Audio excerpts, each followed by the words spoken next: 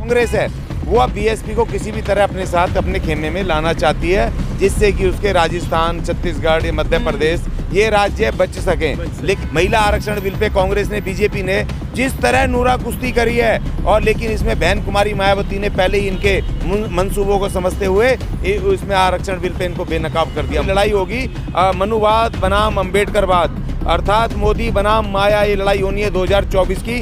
ये सारे मनुवादी एक तरफ और जितने भी अम्बेडकरवादी हैं, SC ST OBC माइनॉरिटी 85%, वो एक तरफ होंगे। अगर कांग्रेस चाहती है बीजेपी को रोकना, कांग्रेस चाहती है अगर मोदी को हराना, तो इनको बहन कुमारी मायावती के नेतृत्व में चुनाव लड़ना होगा और उनको प्रधानमंत्री पद का उम्मीदवार बनाना।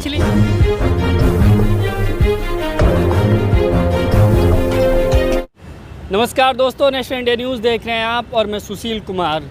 बीते दिन पहले खबर आई कि इंडिया जो अलायंस बना है उसमें बहुजन समाज पार्टी भी शामिल हो सकती है। इस तरह की जो है खबरें और कयास जो है वो लगाए जा रहे हैं। हालांकि इससे पहले बीएसपी जो है वो गठबंधन से दूर थी और तमाम लोग इस बात की चर्चा कर रहे थे कि गठबंधन को जो है, इंडिया गठबंधन को बीएसपी को शामिल करना चाहिए। हमारे साथ बातचीत करने के लिए अशोक अज्ञानी जी हैं। हम उनसे समझना चाहेंगे कि वो किस तरह से देख रहे हैं कि बहुजन समाज की जो राजनीति है वो और इंडिया गठबंधन में जो है बीएसपी का शामिल होना कितना ज़रूरी है, और अगर इंडिया में शामिल नहीं होती है बीएसपी तो फिर बहुजन समाज की जो स्थिति है वो किस तरफ रहने वाली है। देखिए, पहले इंडिया गठबंधन के तमाम जितने लीडर थे, ये तमाम बहन जी को इग्नोर करके और ये समझ रहे थे कि बिना बहन जी के, बिना बहुजन समाज पार्टी के हम पूरे देश में इस अलायंस को हम जिता पाएंगे। लेकिन जैसे जैसे बहुजन समाज पार्टी की शक्ति को ये देख रहे हैं या एनालाइज कर रहे हैं, तो आज इनको समझ आ रहा है कि बिना बहुजन समाज पार्टी के किसी भी तरह बीजेपी को या मोदी जी को रोकना बिल्कुल असंभव है। किसी भी हालत में रोक नहीं सकते, क्योंकि इनके भी बहुत सारे साथी हैं जो बीच में भाग भी सकते हैं छोड़ करके, और चले भी जाएंगे, गारंटी है। क्योंकि जब सीट बंटवारा होगा तो उस समय बहुत सारे ऐसे इनके सामने कंपल्सन आएंगे कि वो फुलफिल नहीं कर पाएंगे। और बीएसपी तीसरी राष्ट्रीय बड़ी पार्टी है देश के अंदर। कश्मीर से कन्याकुमारी तक बहुजन समाज पार्टी का वोट है, कैडर है, ताकत है, और 7-8 तो ऐसे बड़े राज्य हैं जिसमें तेलंगाना से लेकर के हरियाणा, आपका राजस्थान, मध्य प्रदेश और बिहार, और यहाँ तक कि उत्तराखंड, वहाँ भी 2 सीटें और भारी वोट है, और छत्तीसगढ़, तो इस तरह के वहाँ तमाम है। तो जहाँ पर कि बिना बहन जी के इनको वोट मिल ही नहीं सकता। बताओ, छत्तीसगढ़ में बीएसपी का 10% वोट है। मैं तो देख के हिल गया इलेक्शन कमीशन की, उसमें 10% वोट, 2 विधायक और 10 विधायक कैंडिडेट ऐसे हैं जो 300-300, 500 वोट के मार्जिन से हारे।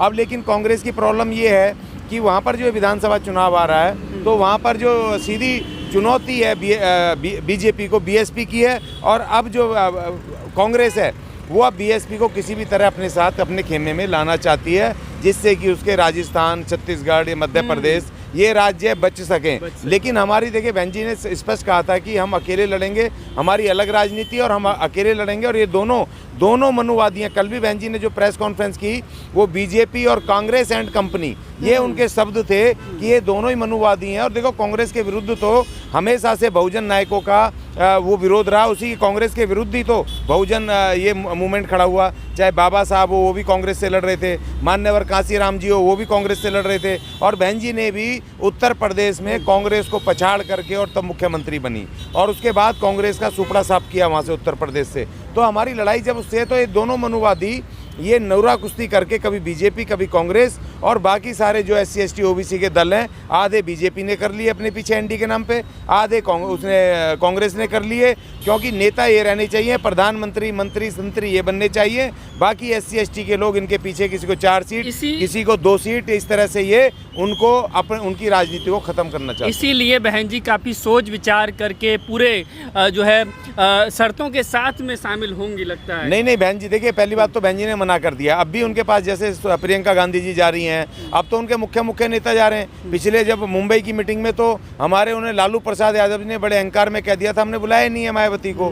तो इसीलिए उनका अहंकार जो है अब उनको ले डूब रहा है। बहन जी ने कहा हम अकेले लड़ेंगे, लेकिन चांसेस हो सकते हैं, अगर वो शर्त कोई नहीं है, सिर्फ वो कह दें इंडिया गठबंधन जो चुनाव लड़ेगा 2024 का वो बहन कुमारी मायावती के नेतृत्व में लड़ेगा और बहन कुमारी मायावती प्रधानमंत्री पद की उम्मीदवार होंगी इंडिया गठबंधन के। इसके अलावा कोई भी शर्त मंजूर नहीं है। ये मंजूर है कि आज 78 साल बाद भाई तुम ही बनते रहोगे प्रधानमंत्री, हम कब बनेंगे और तुम्हारे नेतृत्व में क्यों लड़े भाई। इंडिया गठबंधन बनना किसी दलित के नेतृत्व में लड़ो ना, तब पता चलेगा तुम कितने प्रोग्रेसिव हो, तुम कितने भेदभाव नहीं मानते हो, तब पता चलेगा। इसलिए हमने कहा कि भैया ये जो इंडिया गठबंधन है इसका नेतृत्व बहन जी करेगी और वो अगर आप उनको प्रधानमंत्री पद का वो करते हो दावेदार तो सोचा जाएगा। वो भी वो नहीं है कि बनी जाएंगे ना भी लड़ें, वो बहन जी का आखिरी फैसला होगा, उस पर भी सोचा जाएगा।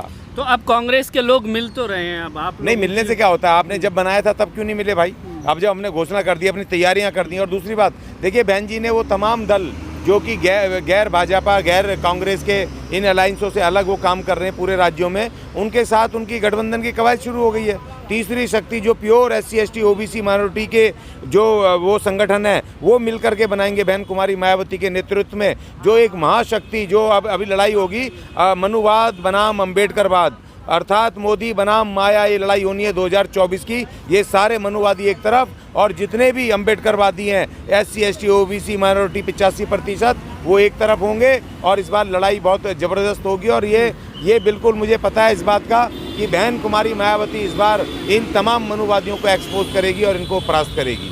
ये लड़ाई चल रही है और इस लड़ाई को हम कमज़ोर नहीं होने देंगे किसी हालत में। ये चुनाव जो आप बता रहे हैं 2024 का वो अम्बेडकरवाद बनाम मनुवाद होने जा रहा है। बिल्कुल, ये बिल्कुल लाइन खिंच गई है और ये बिल्कुल समझ में आ गया है। अभी जिस तरीके से देखिए ये अविश्वास प्रस्ताव आया था पीछे मोदी सरकार के विरुद्ध जो आया था, उसमें जिस तरीके से ये राहुल गांधी को लेकर के आए ताबड़तोड़, उसको सदस्य बनाया और जो उन्होंने स्पीच की और उसको अविश्वास प्रस्ताव को गिराने में कांग्रेस के युवराज का ये इसका हाथ था, इनकी स्पीच में टोटल उसको क्लीन चिट दे दी, वो प्रस्ताव गिर गया। अभी देखो इन्होंने जिस तरीके से नूरा कुश्ती करी है इस आरक्षण बिल पर, महिला आरक्षण बिल पे कांग्रेस ने बीजेपी ने जिस तरह नूरा कुश्ती करी है और लेकिन इसमें बहन कुमारी मायावती ने पहले ही इनके मंसूबों को समझते हुए इसमें आरक्षण बिल पे इनको बेनकाब कर दिया, महिला आरक्षण बिल पे। ये दोनों मनुवादी ये मिले जुले सरकारें ये किसी भी तरह से किसी बहुजन मूवमेंट को, बहुजन शक्ति को स्वतंत्र रूप से आने नहीं देना चाहते। इसीलिए आधे SC ST के NDA ने लगा लिए, चाहे वो रामविलास पासवान का लड़का हो, चाहे वो अपने ये यहाँ के अपने रिपब्लिकन पार्टी के वो लोग हो रामदास अठावले हो, और चाहे उधर चले जाओ तो लालू जी और अपना अखिलेश यादव, ये सब स्टालिन, ये कांग्रेस ने अपने पीछे लगा लिए। अरे भाई स्टालिन क्यों नहीं मांग रहा प्रधानमंत्री पद का उम्मीदवार, ये क्यों नहीं मांग रहा, ये लालू जी क्यों नहीं मांग रहे, राहुल गांधी को क्यों, हम एक ब्राह्मण को क्यों मान दे भाई, क्यों हम देंगे इसको प्रधानमंत्री पद का। अगर कांग्रेस चाहती है बीजेपी को रोकना, कांग्रेस चाहती है अगर मोदी को हराना, तो इनको बहन कुमारी मायावती के नेतृत्व में चुनाव लड़ना होगा और उनको प्रधानमंत्री पद का उम्मीदवार बनाना। पिछली बार जब लोकसभा चुनाव हुआ था तब भी माहौल बनाया गया था कि PM जो है बहन जी बनेंगी, लेकिन फिर क्या नतीजा रहा? नहीं देखिए, पिछली बार तो एक बहुत भारी चूक हो गई ना, क्योंकि पिछली बार इतना भारी षड्यंत्र हुआ बहुजन समाज पार्टी के विरुद्ध, बहन जी के विरुद्ध, जिसको कि हम लोग समझ नहीं पाए।